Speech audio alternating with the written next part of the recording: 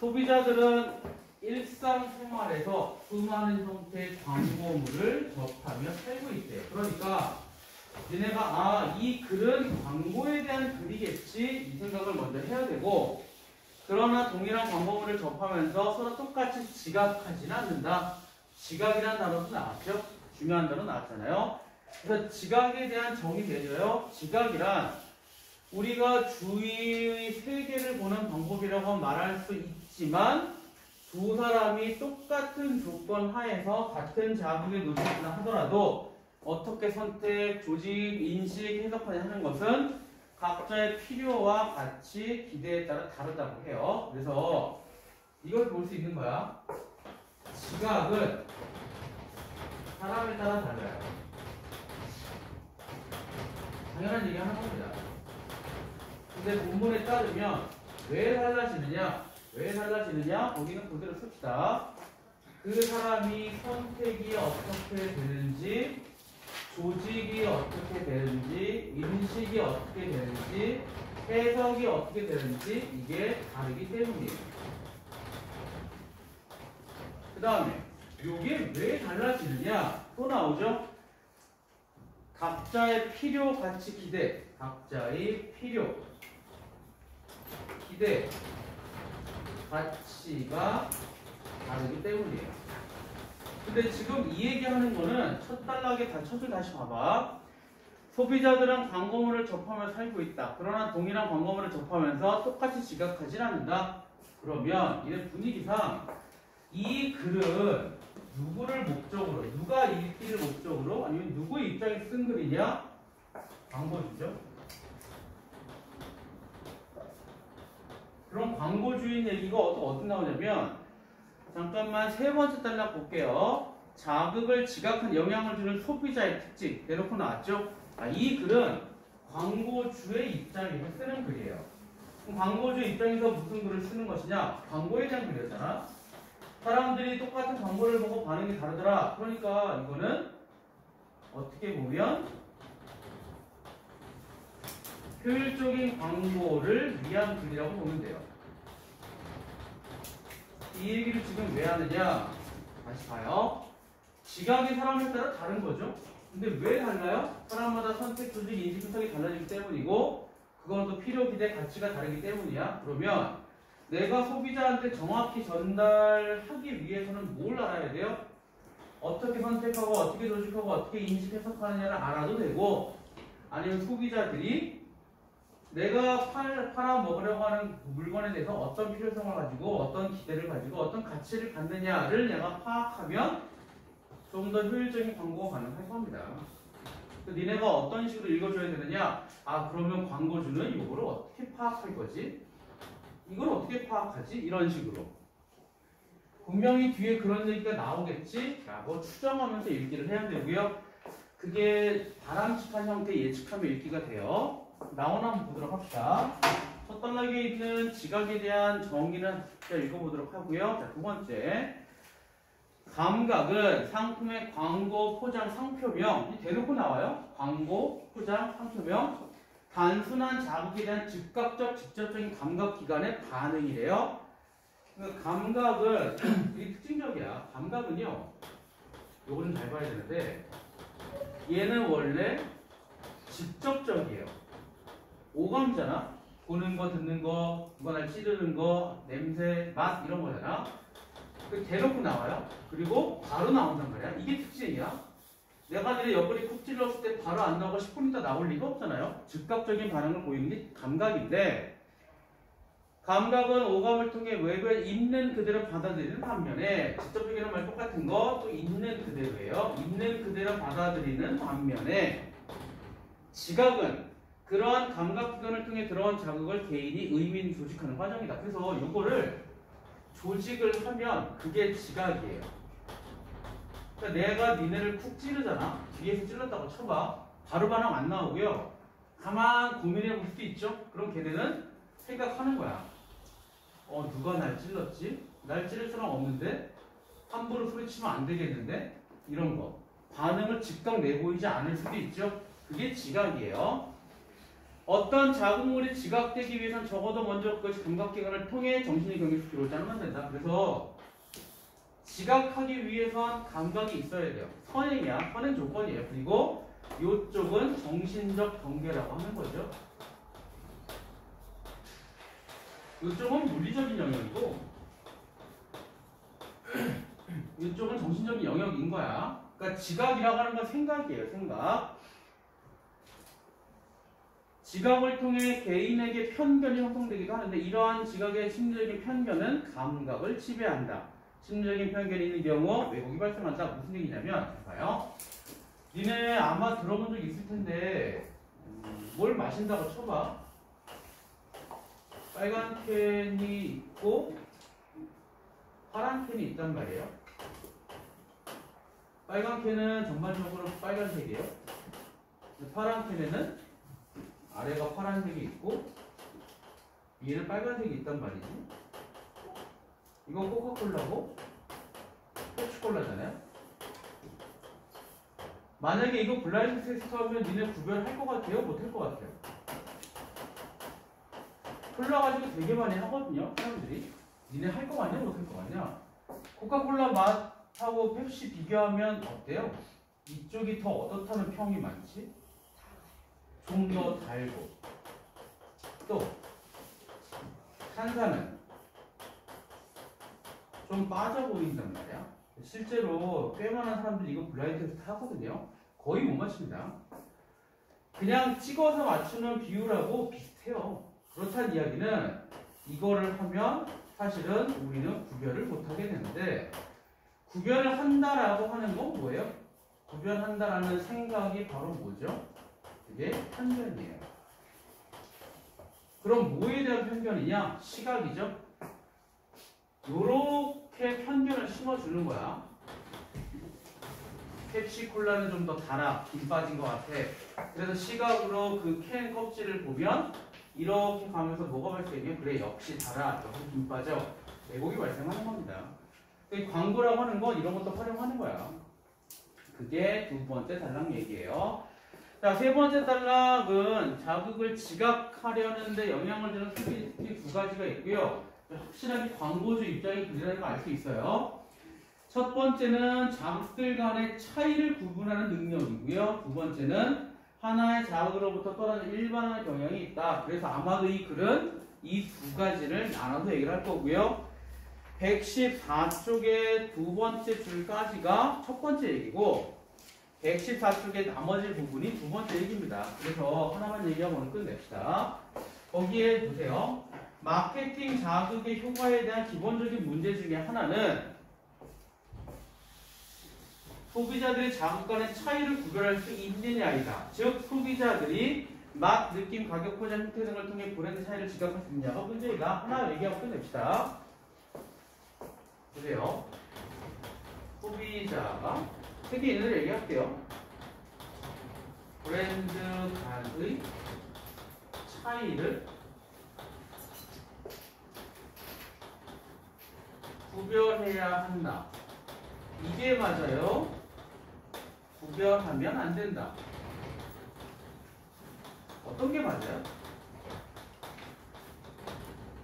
어떤 게 맞아요? 소비자가 브랜드 간의 차이를 구별해야 돼요? 구별하면 안 돼요? 구별해야 돼요. 근데 이 질문 틀렸어요. 왜냐? 다시 물어볼게요. 소비자가 브랜드 간의 차이를 구별해야 한다고 보는 기업은 어떤 기업일 것이고 구별하면 안 된다고 보는 기업은 어떤 기업일 것이냐. 이렇게 물어봤어야 돼. 일부러 그렇게 한 거야. 구별해야 한다고 보는 기업은 어디일 것 같아요? 예를 들면 실제 기업으로 해야 돼. 스타벅스. 그럼 여기에 상대는 구별하면 안 된다는. 그 중소. 비슷해요. 보통 그럴 때는 여기가 선도기업이고 여기는 후발주죠. 차이를 알겠죠?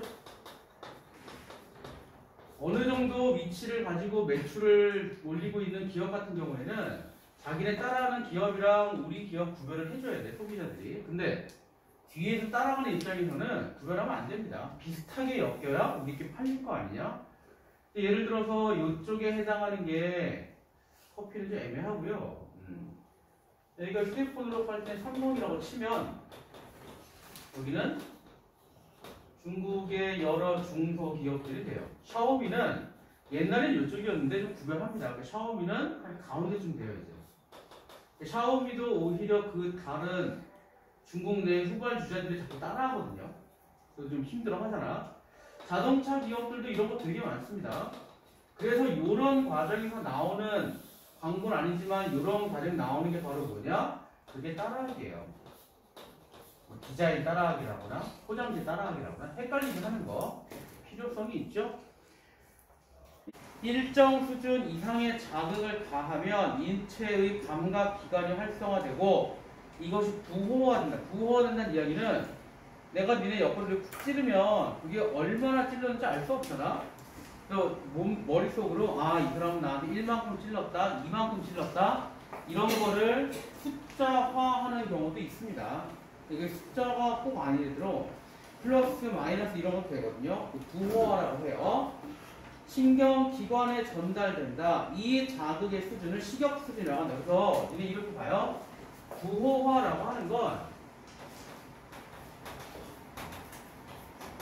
계량 가능하도록 한다라고 봐도 돼요. 어쨌든 계산하는 거야. 계산하는 건데 이 자극의 수준을 식욕수준이라고 한다. 일정 수준 이상의 자극을 식욕수준이라고 해요. 같은 말이에요. 식욕수준에는 크게 두 가지가 있고요. 식욕수준은 크게 두 가지야. 어느 수준 이상의 어느 수준 이상의 식욕이 나오면 식욕하는데 둘 중에 하나는 절대 식욕이라는 게 있고요. 하나는 변별 식욕이에요. 근데 니네가 조금 더 공부를 해봤다고 검색을 하면 절대 식욕 검색하면 무조건 수능 특강밖에 안 나오고요. 이거를 검색해보려면 절대역을 찾아요. 그럼 다른 상황에서 다른 전문적인 글들이 좀 나오고요. 밑에 있는 거는 변별 식욕이라고 치면서 수능 특강만 주로 나오니까 차이역을 검색을 하면 같은 말이에요. 요거 검색하면 요거 나오고요. 요거 검색하면 요거 나옵니다. 보세요. 먼저 개인이 감각을 경험할 수 있는 제일 낮은 수준을 절대식욕이라고 한다. 그러니까 이 절대식욕은 뭐냐? 사람이 어떤 대상이 있는 거 없는 거 사이 차이를 느껴서 알 수 있는 지점이 그 자극에 대한 사람의 절대식욕이다. 있고 없고의 구분이에요. 이거는 그러니까 있다와 없다를 구분할 수 있는 수준을 얘기하는 건데 그래프 그려서 설명합시다. 이렇게 있어요. 이렇게 있으면 이쪽을 자극의 정도, 이쪽을 반응의 정도라고 보면 봐요. 내가 니네 1만큼 찔렀다. 근데 반응이 없어요. 2만큼 찔러도 반응이 없고요. 3 찔러도 반응이 없는데 10을 찔렀더니 갑자기 반응이 확 나타나요. 이렇게 그래서 해보면 돼요. 그러면 그리고 11을 찔러도 반응이 똑같은 정도로 나타난단 말이야. 요거 같은 경우는 이런 그래프 형성이 되거든요. 그럼 이 사람의 같은 경우엔 절대식욕이 얼마냐? 10이에요. 근데 어떤 사람은 10도 있고 어떤 사람은 되게 민감하면 2도 가능하고요. 둔감하면 15도 가능합니다. 이건 달라요. 근데 2로 반응하는 사람은 반응을 요만큼만 할 수도 있고 15 반응하는 사람은 더 반응을 작게 할 수도 있고 이거는 다 달라. 근데 요게 절대 식욕이에요. 그럼 한번 물어볼게요. 자, 절대 식욕이 높다는 이야기는 다른 말로 바꾸면 뭘까요? 민감하다예요? 둔감하다예요? 둔감하답니다. 헷갈리면 안 돼요. 높다면 마치 좋을 것 같지만 이거는 반응을 못한다는 얘기라서 이건 둔감하다고 똑같습니다. 혹은 니네 책에 있는 대로 표현을 해보면요. 봐봐요. 느껴서 알 수 있는 시점이 그 자극에 대한 절대식욕인데 예를 들면 운전자가 고속도로에서 측정을 하니까 뭐 되게 큰 간판이에요. 엄청 큰 간판을 볼 수 있는 거리는 개인의 절대식욕이다. 그래서 이것도 한번 미리 이해하면 좋은데 야리간판 되게 큰 거예요. 한 10m, 5m짜리 엄청 큰 거란 말이야. 안 들어올 수가 없어요. 근데 운전을 이렇게 해. 사람이 여기서 막 운전하고 있어요. 나는 이 야리간판을 1km 거리에서도 인식이 가능하다. 그럼 얘는 절대식욕이 높은 거예요? 낮은 거예요? 낮은 겁니다. 굉장히 낮은 거야. 쉽게 구분한다는 얘기야. 근데 어떤 사람은 한 50m 앞에 와서야 그때서야 인식이 가능해요. 이게 10m인데. 그때까지 인식 못했죠? 이 경우는 절대시력이 높다는 이야기고 정말 둔감하다는 이야기입니다. 이쪽은 절대시력이 낮다는 이야기고요. 굉장히 예민하다는 얘기예요. 근데 이거는 단순하게 그 사람의 그 감각치 갖고 하는 것도 있지만 둘 중에 초보 운전자는 어느 쪽에 가까울까요? 초보 운전이에요. 초보 운전. 낮을 것 같아요. 이게 초보 운전이에요. 무슨 얘기냐면 나중에 네 운전하면 알 거야. 이게 초보 운전이고 이게 경력자야. 이게 경력자고 초보 운전이면 운전석이 이렇게 있잖아요. 초보 운전자의 시야는 이 정도예요. 되게 좁아요. 경력자는 이쪽도 약간 넓고 이쪽은 굉장히 넓어요. 초보 운전 같은 경우에는 여기서 끼어들잖아? 그럼 모르는 거야. 거기까지 볼 여력이 없어요. 경력 운전자는 멀리서 와도 이미 인지하고 끼어들 것 같으면 대비를 한다고. 시야가 좁다는 얘기랑 둔감하다는 얘기랑 똑같습니다. 왜? 시야가 좁으니까 인식을 못해요. 내가 감각이 절대시력이 높으니까 인식을 못하는 거야. 같은 맥락으로 이해를 계속 해줘야 돼. 절대시력이 높다는 이야기는 둔감하다는 얘기고요. 똑같은 말로 시야가 좁다라고 해도 돼요. 같은 맥락이야. 읽어볼게요. 여러 개의 야립장판을 지날 때 일정한 자극이 반복되는 조건 하에서는 절대시력이 높아지게 된다. 무슨 말이죠? 둔감해진다는 얘기고요. 또는 시야가 좁아진다는 얘기하고 똑같습니다. 똑같은 걸 계속 보면 그냥 그게 배경으로 보일 뿐이에요.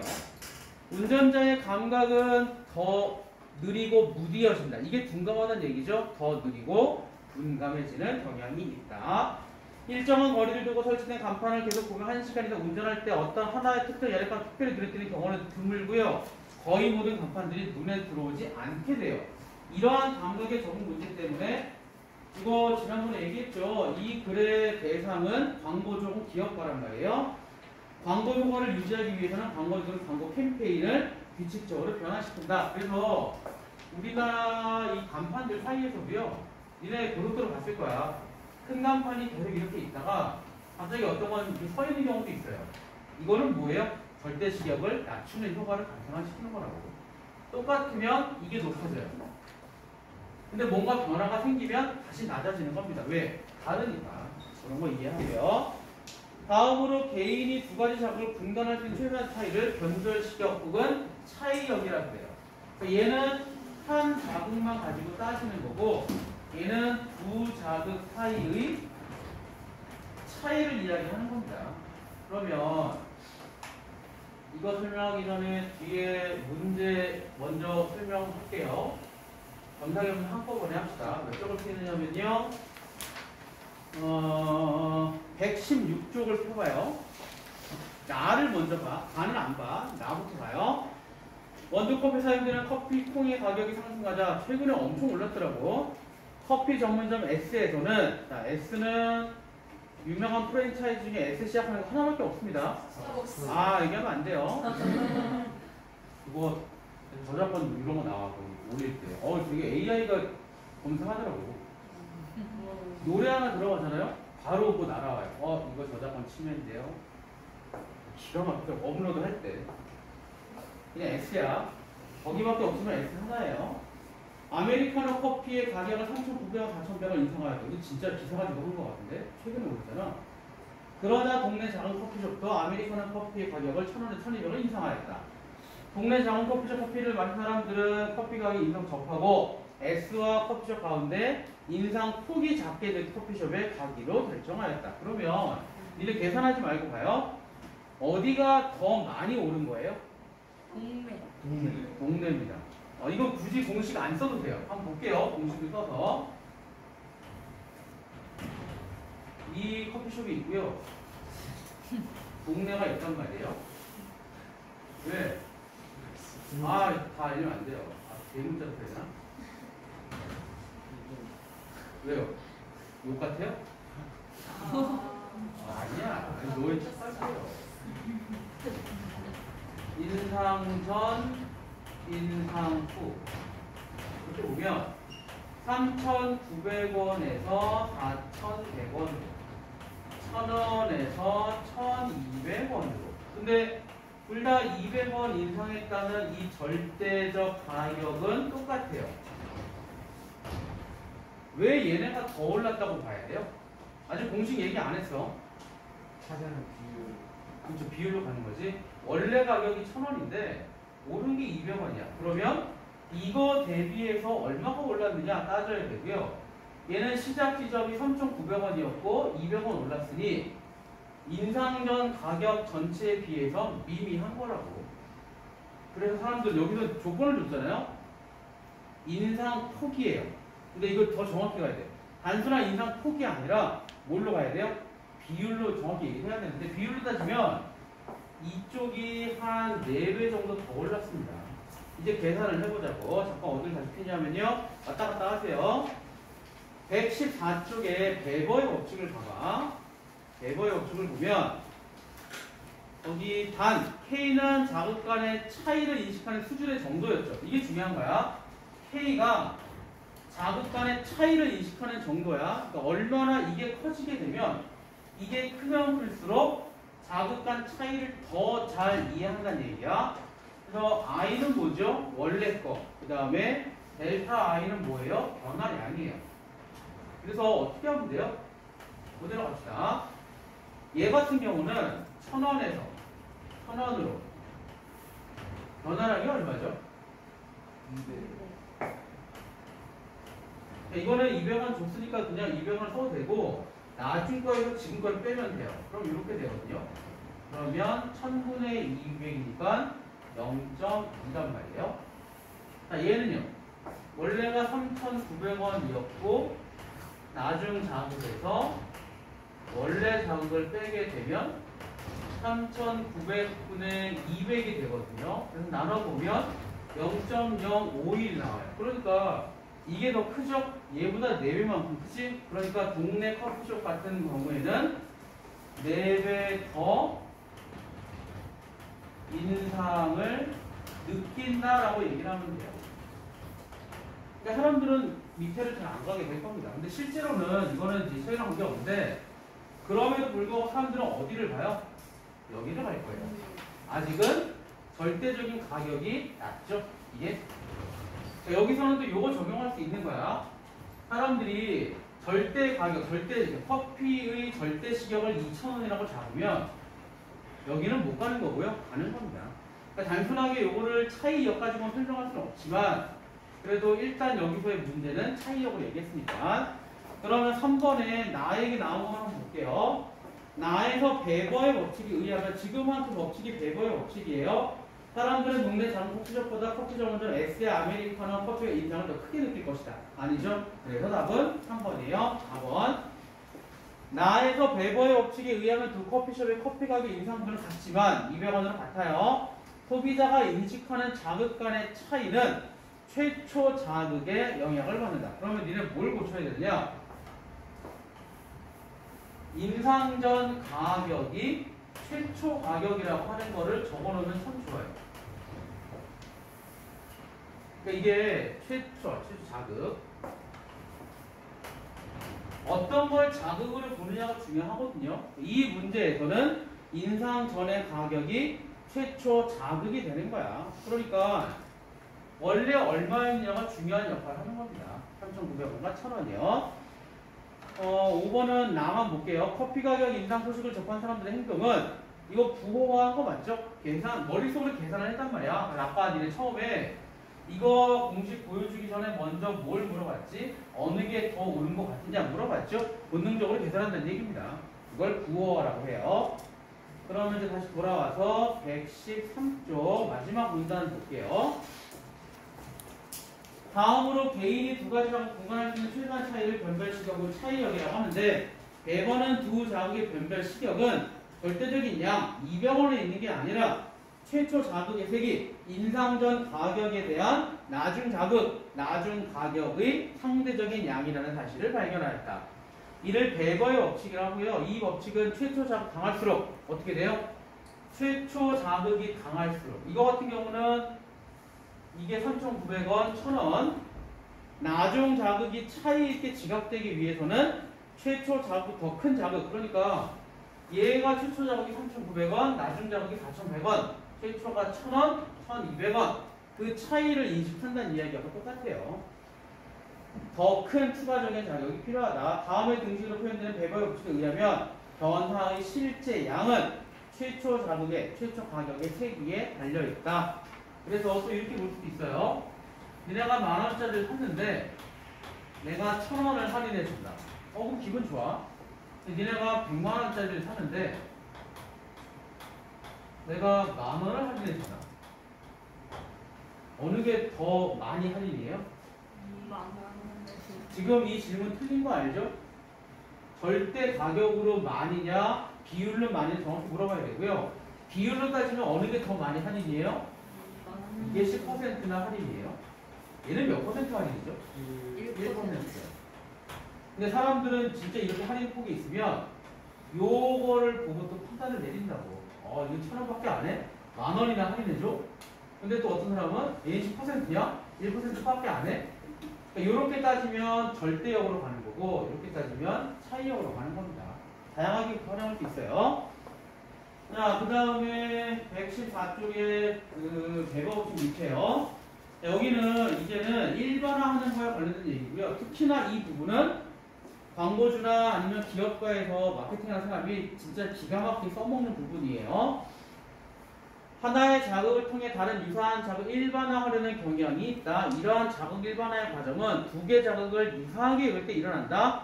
따라서 한 자극 효과는 비슷하잖아요. 비슷하니까 어떻게 돼요? 다른 자극 효과로 대체될 수 있다. 하나 질문. 일반화하는 목적은 뭐예요? 우리 머릿속으로 이거 자동으로 나오거든요.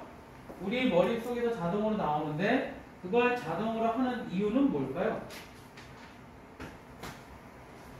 자동으로 이렇게 간소화하는 목적을. 생각보다 쉬워. 본능에 따라서 간소화를 무조건 하게 돼요. 비슷하면. 왜? 목적은? 이득 많이 보여. 어? 이득을 많이 보여. 아니야, 이거 하는데 뭐 내가 어떤 이득? 빨리 시간 맞출 수 있어. 빨리가 아니고 교육. 니네가 쓸 수 있는 머리의 용량은 한계가 있거든요. 그러니까 최대로 효율적으로 머리를 쓰는 거야. 덜 써야 돼요. 왜? 진짜 머리를 써야 될 상황에 대비해서 머리를 아껴놔야 하는 겁니다. 효율성을 따지는 거야. 그러니까 다른 거를 끌고 와서 더 쉽게 할 수 있는 걸 괜히 처음부터 계산을 하다 보면 머리를 쓸데없는 쓴다고. 효율성을 위한 거라고 보는데요. 간소화를 하게 되고요. 두 개 있어요. 하나는 브랜드 충성도, 하나는 브랜드 수단화. 브랜드 충성도는요, 니네 다 알아요. 근데 다 아는데 약간 니네가 헷갈릴 만한 요소가 있어. 보세요. 브랜드 충성도는 자극 일반화의 형태이다. 특정 브랜드 선호한다. 반복적 구매 정도를 나타낸다. 뭐라는 얘기예요. 브랜드에 대한 지속적인 선호, 만족, 반복적인 이용, 브랜드 충성도가 높은 소비자는 주변에 홍보하기도 한다. 믿고 구매하는 경향을 보인다. 자, 중요한 거는 거기에 나옵니다. 이제 브랜드 충성도는 크게 두 가지예요. 행동적 충성도와 태도적 충성도. 질문합니다. 둘 중에 현재와 관계 있는 게 뭐예요? 지금 당장 행동이에요. 왜? 행동하잖아. 행동으로 충성도를 보여주겠다. 그게 행동적 충성도. 그 다음 내 태도는 니네한테 충성이야. 그게 태도적 충성도. 그러면 이거는 지금 구매한다는 얘기고요. 요거는 나중에 구매할 의향이 있다예요. 그래서 행동적인 충성도가 있는 고객은 지금 당장 매출의 역할을 하는 거고, 태도적인 충성도는 미래의 매출 영향을 주는 겁니다. 둘 중에 어느 게 더 바람직할까요? 기업가 입장에서는. 지금. 물론 지금도 이게 더 커요. 그러니까 이거는 지금은 안 사도 언젠가 살 거거든요. 근데 이 사람은 사고 끝날 수도 있단 말이야. 둘 다 필요하긴 한데 이쪽이 조금 더, 살짝 더. 근데 둘 다 중요해요. 보세요. 행동적 충성도는 소비자가 외부적 표시한 행동과 관련이 있다. 일정 시간에 걸쳐 여러 대안 중에 선택, 구매 행동으로 기업의 직접적인 성과, 매출이죠. 직결된다. 반면 태도적 충성도는 특정 브랜드의 애착과 호감을 가지고 미래에 해당 브랜드 사용을 예상되는 것과 같이 잠재적으로 기업 성과 연결의 개념으로 현재 시점에서의 미래 의향을 의미한다. 그래서 기업의 입장에서는요, 이게 자꾸 늘어나면 미래에 확실하게 우리 기업의 가치가 높아질 겁니다. 그래서 이쪽으로 자꾸 접근을 하는 거야. 이것도 중요하지만 밑에 것도 되게 중요하더라. 자, 마지막 줄이요. 이러한 일이 반복되면 브랜드의 가치는 점점 더 높아지게 된다. 근데 이거 조심해야 되는 게, 그러면 요게 높아지고 요게 높아지면 자연스럽게 브랜드 가치가 높아진다. 이 말 같은데 무조건 그런 것도 아니에요. 하나 발레 들어줄게요. 이건 발레만 듣고 끝내면 돼. 니네 초등학교 후반이랑 중학교 초반에 요 브랜드 패딩 엄청 팔렸잖아요. 누구한테 엄청 팔렸죠? 학생이겠지. 원래 이 브랜드는 타겟층이 어디예요? 누구예요? 40대, 50대예요. 40대, 50대에서 주로 뭐 좋아하시는 분들? 등산 잘하시는 분들. 그래서 노스페이스 같은 경우에는 가격이 꽤 비싸요. 왜? 충분히 구매력이 있거든요. 그리고 다른 이 아웃도어 브랜드보다 약간 더 가치가 있다고 판단이 됐고, 근데 이게 어느 순간 갑자기 이상하게 퍼져가지고 중고등학생들이 사 입었잖아요. 매출은 엄청 올랐단 말이야. 워낙 비싸니까. 근데 이렇게 팔린 게 이 브랜드한테는 득이에요, 실이에요? 그때 당시는 득이긴 한데 장기적으로 실입니다. 왜 실되죠? 이 사람들이 안 사요. 더 이상 안 사는 거예요. 왜? 특히나 이게 좀 그렇긴 한데 착한 중고등학생들이 샀다고 보기 좀 어렵잖아요. 그리고 거기에 붙은 이상한 명칭이 있었죠. 뭐였지? 등골 브레이크잖아. 등골 쪼개는 거. 그러니까 구매력이 있는 이 분들이 이걸 안 산다고. 근데 얘네들은 구매력이 없진 않아요. 부모님이 있잖아. 근데 사봤자 한두 벌이고 쉽지 않고 이분들은 엄청 사요. 그리고 더 큰 문제는 매출도 떨어졌지만, 그러니까 현재 상황에서 요거는 높다고 보면 돼. 중고등학생들한테 괜찮은데 걔네가 여기 있다고 볼 수는 없거든요. 근데 현재 40, 50대 사람들은 요것도 떨어지는데 요것도 떨어지게 돼요. 장기적으로는 하락됐다고. 이게 외국 사례도 되게 많고요. 이렇게 하락된 거를 끌어올리기 쉽지 않습니다. 다행히 좀 올라온 것 같아요. 그런 것도 이해를 해야 돼. 니네 중에 경영이나 마케팅에 관심이 있으면 이런 사례를 면밀하게 검토하고 한번 다른 상황에 적용해 보는 거 해보면 되게 좋습니다. 됐죠? 자, 마지막에 브랜드 수단은요, 그냥 뻔해요. 이미 알고 있는 거에 다른 상황을 적용하는 겁니다. 왜 그러느냐? 다른 제품에 확대하여 사용하는 것이다. 기존의 브랜드명을 이용하는 경우에 이유 나와요. 신제품 도입 비용을 40에서 80% 정도 줄일 수 있기 때문에 이거를 쓴다. 아커와 켈러는요, 브랜드 수단화를 적용하기 위해서는 두 가지 지각적 조건이 있어요. 지각입니다. 우리가 뭔가를 해줘야 돼요. 소비자가. 첫 번째, 소비자가 브랜드를 고품질과 연관을 시켜야 돼요. 그러니까 맨 처음에 니네 삼성 그러면 이미지가 어때요? 파란색으로 삼성 써 있으면 이미지가 좋아요, 나빠요? 좋아요. 좋죠? 내가 얼마 전에 한두 달 됐나? 고속도로 휴게소 가서 뭐 사는데 뻥튀기를 팔았거든요. 근데 뻥튀기를 가만 보니까 상표가 삼성이에요. 이건 삼성이 맞는 건 아니지만 이거 붙은 뻥튀기랑 없는 뻥튀기 뭘 살 거예요? 그냥 소리 이쪽으로 가는 거야. 왜? 무시고 요거 있어서 한 다음에 이상해서 봤더니 삼성이 제품명이 있는 건 아니지만 삼성의 제작자 책임보험에 가입했다고 그거를 대문짝만하게 광고를 하더라고. 결국 그것도 이 방식입니다. 이걸 통해서 사람들이 착각하게끔 하는 거. 물론 여기는 진짜 기업이 자기네 제품 만들 때 쓰는 건데 다 뭐예요? 고품질과 연관을 시키려고 하는 거고, 그 다음에 내가 뻥튀기 삼선 이상하게 느꼈거든요. 두 개의 제품들 간의 연결의 적절함이 지각되어야 하는 겁니다. 심하게 다르면 이거 문제가 있다고 보는 거죠. 자, 근데 하나 물어봐요. 첫째, 둘째 있죠? 첫째, 둘째 중에 어느 게 더 중요해요? 근거는요? 그래서 구매를 아니, 첫째, 둘째 있는데 왜 첫째가 더 중요해요? 첫째랑 둘째요? 거기 고품수가 연관시켜야 한다. 둘째는 적절하게 지각되어야 한다. 이 둘 중에 더 중요한 건 뭐예요? 둘째요? 아 결국에 소비자가 사는 건데. 사는 건데. 둘 다 중요하죠? 헷갈리면 안 돼요. 왜 물어보냐면 문제 4번을 봐. 얘 낚시가 좀 있어요. 4번을 보면 5번을 볼게요.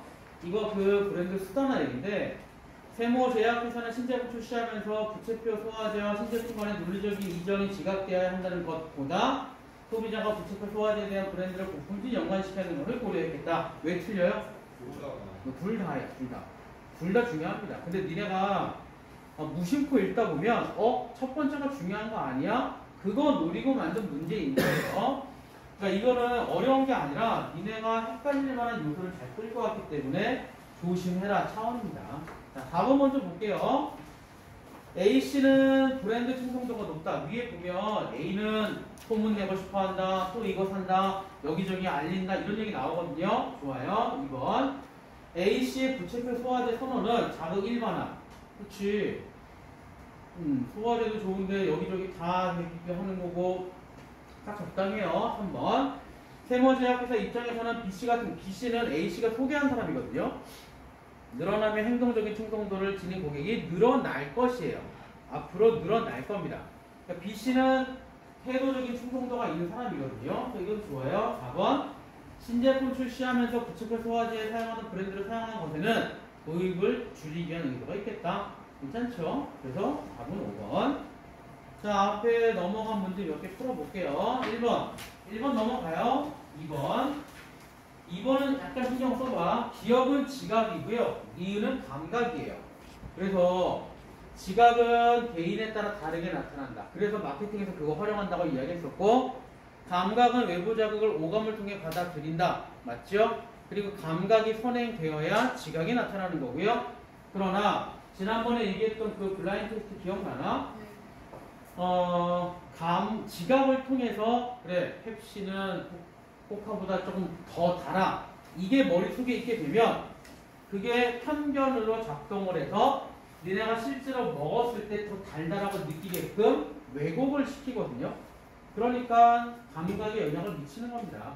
실제로는 똑같은데 거의 비슷한데 펩시는 달아. 시각적으로 그 캔을 봤더니 시각이 여러분들한테 있는 그대로 들어오는 게 아니라 왜곡을 시키는 거죠. 4번은 좋아요. 5번은 바꿔주면 돼요. 니은과 기억을 바꿔주면 되니까 답은 5번이 되겠고, 자 3번의 가를 볼게요. 이거 되게 쉬운데 마트는 가격이 싸고 신선한 많이 판매한다는 내용의 광고를 단판 광고로 제작하여 제시했지만 인쇄된 문구의 크기가 너무 작아서 읽을 수 없었대요. 뭐죠? 절대역이 커요, 작아요? 절대역이 너무 큰 거지. 사람들한테 절대역이 너무 크게 작용하니까 인지를 못하죠. 그래서 1번 사람들의 절대시력이 미치지 못했기 때문이다. 좋아요. 이 사실을 인지한 사장은요, 기존 간판 광고를 전광판 형식의 간판으로 교체를 해서 교체한 것 자체만으로 절대시력은 내려갈 겁니다. 상품에 대한 다양한 정보, 가격 등을 움직이는 글자를 크게 제시했겠죠. 그러니까 시선을 끌었지. 크게 제시했다는 게 중요한 거야. 아까는 작았지만 이제 커진 거예요. 그러자 마트 인접한 여러 상점들도 전광판 형식의 간판을 설치했다. 여기저기 다 똑같은 광고 간판을 설치하니까 절대역이 다시 올라가겠죠. 그리고 또 차이역을 접근시키면 이 마트 광고나 저 마트 광고나 사람들이 차이를 분간을 못합니다. 그러면 또 어떻게 돼요? 차이역도 내려가게 되는 거고, 그럼 더욱더 분간을 못하게 될 거야. 그래서 2번 시간이 흐르자 여러 상점 정보 광고 내용을 인식하지 못하게 된 경우는 절대시력이 높아졌다. 다른 말로 무뎌졌다. 3번 얘기했고 5번 이것도 부호하니까 적당해요. 3번 됐어. 여기